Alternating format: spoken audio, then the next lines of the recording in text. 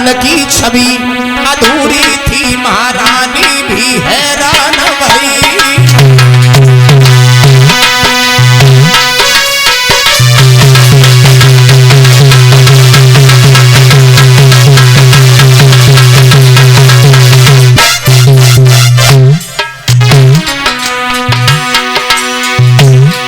परीक्षित जी, उग्रसेन नाम के जो राजा थे ये भी संतानहीन थे। इनके आंगन में कोई संतान पैदा नहीं हुई, लेकिन माफी चाहेंगे परीक्षित जी, कैसी लीला नारायण की, कैसी लीला नारायण की, सब सुख किसी को न देता है। कई बाप दुखी है बेटा से, कई दुखी बाप से बेटा है।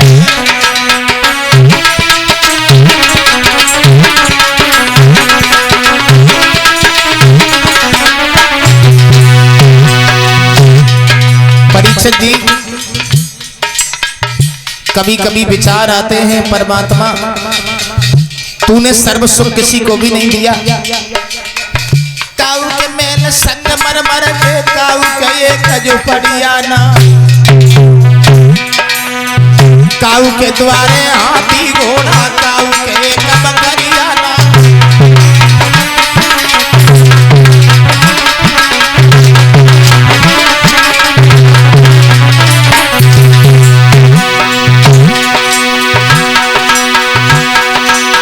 काऊ के रुपया भरे पोरन में, काऊ के एक रुपया ना।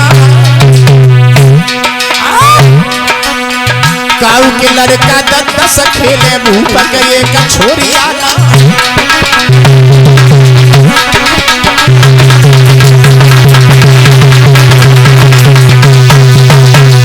महाराज उग्रसेन के आंगन में पत्नी पवन रेखा के उदर से परीक्षित जी कोई संतान पैदा नहीं हुई।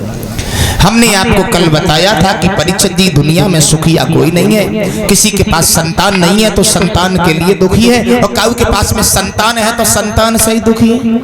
अभी हम लोग एक जगह कथा कह रहे थे, परीक्षित जी जिला फर्रुखाबाद में एक बूढ़े बुजुर्ग हाथों से रोटी कर रहे हैं। मैंने उससे पूछा, दादा आपके कोई बालक नहीं है, आपका शरीर जर्जर है और आप हाथों से रोटी कर रहे हो? रोने लगे।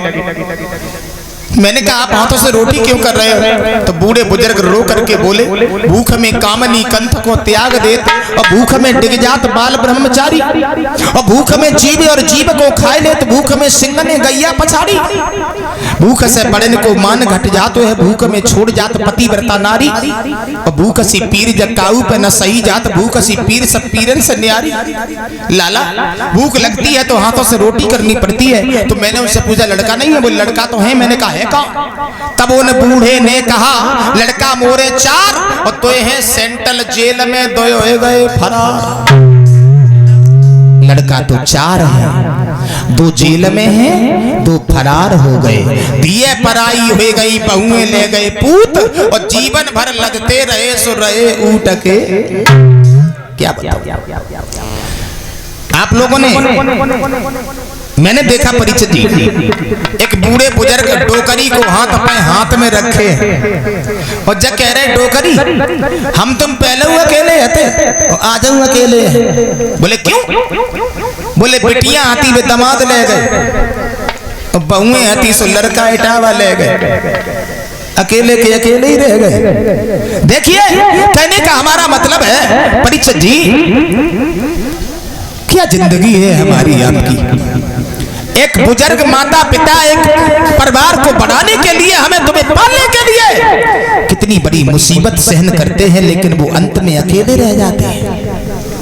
भाइयों कैसी लीला है। उग्रसेन महाराज के आंगन में बहुत समय के बाद परीक्षित जी एक संतान अवतरित हुई, और जब एक लड़का पैदा हुआ तो परीक्षित जी उसका नाम रखा गया। क्या नाम रखा गया? नाम रखा गया कंस। कंस। ये पंकज स्टूडियो।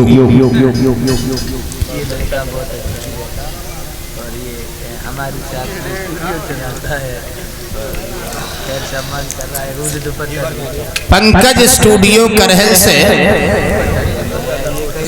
जिनकी तरफ से ये हार और ये मुकुट और ये सब स्टूडियो वाले भैया ताली बजा ले करो आलस दूर हो जा तो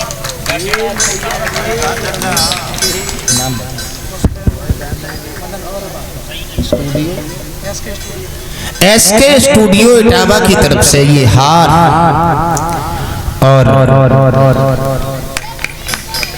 मुकुट आया हुआ है। भगवान से कामना करेंगे भगवान सुख और शांति प्रदान करते रहे। और ये प्रवेश यादव जी दीवान जी के बहनोई साहब हैं, नंगला बिच्छू के रहने वाले हैं। मुकुट पहना करके, पीताम्बर पहना करके 501 पत्र मुद्राएं भगवान सुख और शांति प्रदान करते रहे।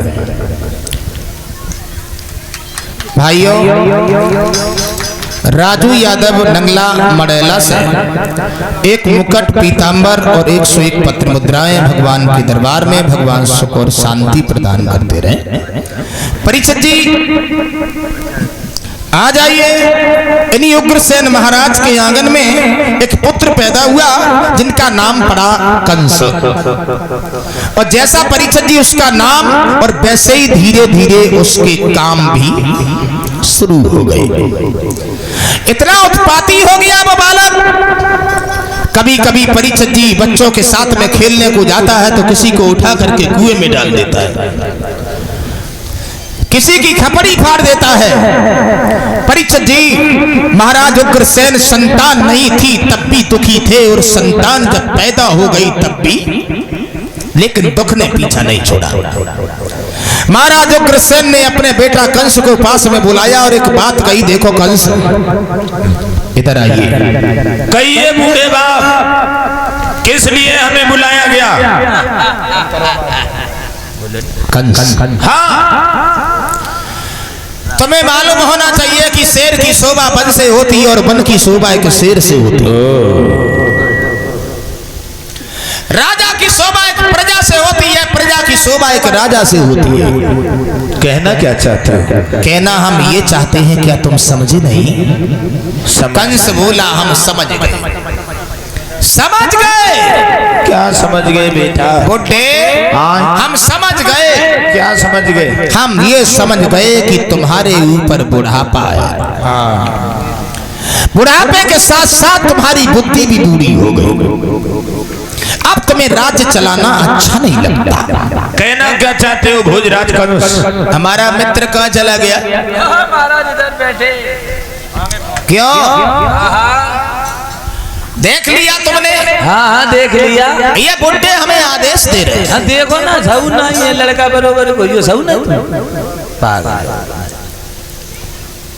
तुम ये बताओ, मथुरा का राजा अगर मैं बन जाऊं तो कैसा रहेगा? अरे फिर तो बात ही निराली हो जाए। क्या बात है, लिटी लिटी महाराज, सब काम बढ़िया हो जाए फिर। क्योंकि हम युवराज हैं। हाँ आप युवराज हो। युवा, युवराज में बुद्धि कुछ अलग होती है। अलग होते हैं, युवा होते हैं तो उनकी बुद्धि अलग होते है। नई बुद्धि नए काम, पुरानी बुद्धि पुराने काम। भाइयों, मुगल लगा महाराज। एक हमारे भैया और हैं। हाँ बुलाओ, आज नए आए हैं। बाती करे आ जाइए। हमने क्यों? ले लगाओ जो मुकुट, वर्दी पहनो, वर्दी पहनो। चलो ले ये स्टार लगा दो उनकी। मथुरा का राजा मैं बन जाऊं तो कैसा रहेगा? अच्छा रहेगा ना? वो डाटा उठा लो हमारे बाप को, चलिए उठा करके मथुरा के जेल खाने में डाल दो, क्योंकि इन्हें आराम की सख्त जरूरत है। चलो जेल में एकदम फटाफट। परीक्षित जी, कंस ने अपने पिता उग्रसेन के हाथ और पैर पकड़वा लिए। उग्रसेन बोले क्या कर रहे हो कंस? कंस बोला हम तुम्हारे आराम की व्यवस्था कर रहे हैं। मथुरा के जेल खाने में डाल दिया और स्वयं कंस मथुरा नगरिया का राजा बन गया, सिंहासन पर बैठ गया। ओए मंत्री महाराज, आज से नया राजा और नए नए कानून लागू कर दो। बिल्कुल महाराज, बहुत आनंदित हैं आज हम, बहुत आनंदित। आप राजा बनिए। मथुरा नगरिया वालों से कह दो आज से भगवान का नाम कोई नहीं लेगा। बिल्कुल महाराज, आज से नाम कोई नहीं लेगा भगवान को। आज से नाम जयकारा लगवा दो कंस भगवान की। बोल कंस भगवान की। महाराज लगा हुई नहीं कहूँ। ये अभी बोल नहीं रहे हैं। कब है बोल? बोलेंगे, ये अभी नहीं बोलेंगे, रसगुल्ला बोलेंगे। कह दो मथुरा वासियों से। राम राम साहब। महाराज अब कुछ नए नए नियम निकालेंगे और आप लोग थोड़ी देर शांति बनाए रखें। शोरगुल देखिए मथुरा में बैठे सभी भाइयों, शांति का ध्यान दें आप लोग। आज से हम शपथ ग्रहण कर रहे हैं। सम्मान की। हमारे पिताजी कम पागल थे, तुम लोग ज्यादा पागल बने रहे।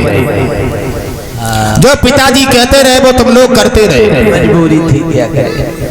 आज से जो हम कहेंगे वही होगा। कह दो मथुरा के लोगों से, आज से कोई मथुरा नगरिया में हवन नहीं करेगा। हवन नहीं चाची, आज से हवन नहीं होगा। कोई भी हवन पे ना आए, हवन नहीं होगा।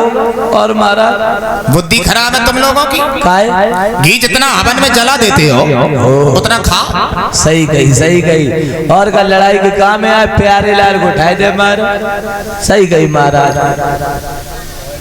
मंदिर तुड़वा दिए जाए।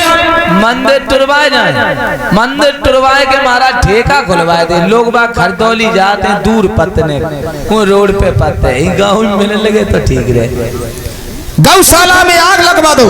आओ महाराज, या छोड़ो। आज से कोई हवन नहीं करेगा, कोई हवन पूजा नहीं करेगा। गौशाला में आग लगवा दो, मंदिर तुड़वा दिए जाए। पेट्रोल डलवा, गौशाला में आग लगवा। महाराज कंस मथुरा का राजा ही नहीं बल्कि भगवान है। भगवान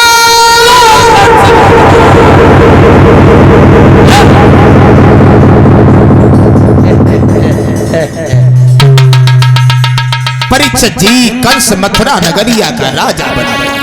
अधिकारी हो जब कंस